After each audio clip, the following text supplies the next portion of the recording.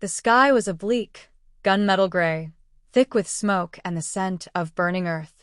Captain Elias Mercer crouched behind the remains of a shattered wall, gripping his rifle so tightly his knuckles turned white.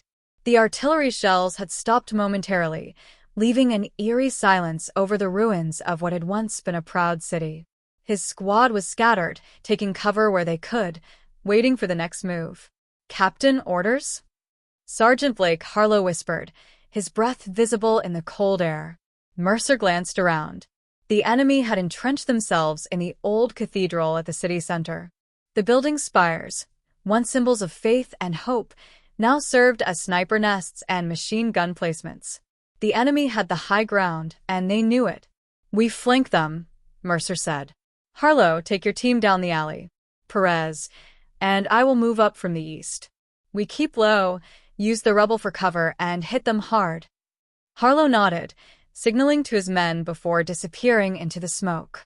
Mercer turned to Corporal Lucas Perez, who clutched his rifle with quiet determination. They moved swiftly, weaving between ruined buildings, their boots crunching on shattered glass and brick. A shot rang out. Perez gasped, stumbling forward before collapsing into the dirt. "Sniper." Mercer dove behind cover, his heart pounding. He crawled to Perez, but one look told him it was too late. His friend's eyes were already vacant, his body limp. Gritting his teeth, Mercer pushed forward alone. The cathedral loomed ahead. He could hear the enemy, voices barking orders, the metallic clatter of reloading weapons.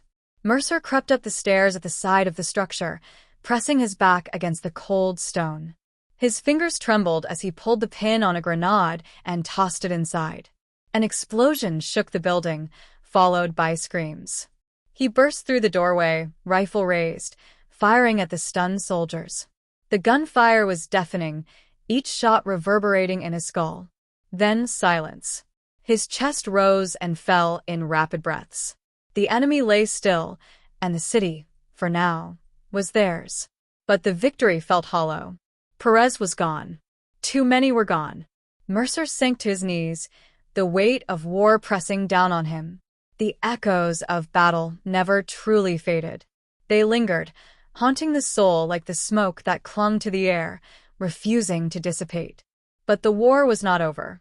A radio buzzed to life on one of the fallen enemy soldiers. Mercer grabbed it, pressing the button. "What's your status?" a voice demanded in a thick accent. Mercer hesitated before responding, trying to mimic the enemy's accent. "We've been overrun. Need immediate reinforcements." There was silence on the other end. Then the voice returned, wary. "Hold your position. Reinforcements en route." Mercer exhaled slowly. He needed to warn his men. Slipping back into the smoke-filled ruins, he found Harlow crouched near a burned-out vehicle, his team spread out, eyes scanning for movement. "Reinforcements incoming," Mercer whispered. "We need to set up an ambush."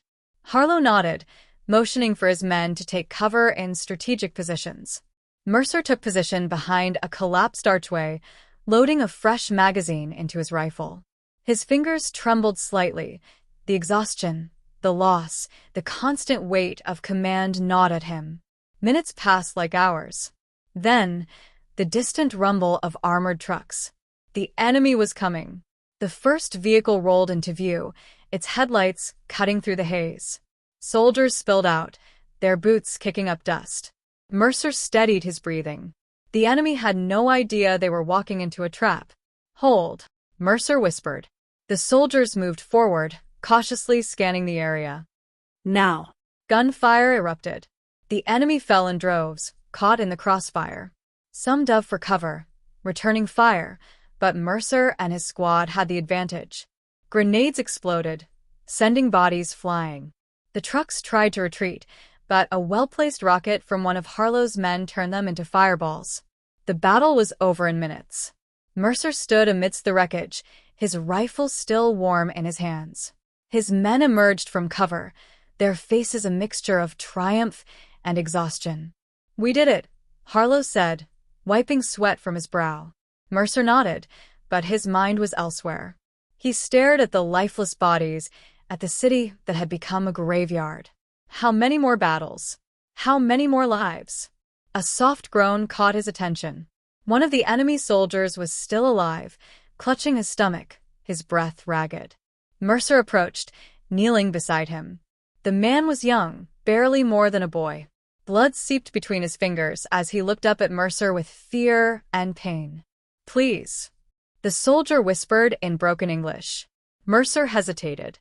He had seen too much death, but he had also learned that war was not just about killing. It was about survival, about choices. He pulled a bandage from his pack and pressed it against the wound. The soldier winced but did not resist. "Why?" Harlow asked, watching. "Because we're still human," Mercer murmured. The city was won, but Mercer knew the war would rage on.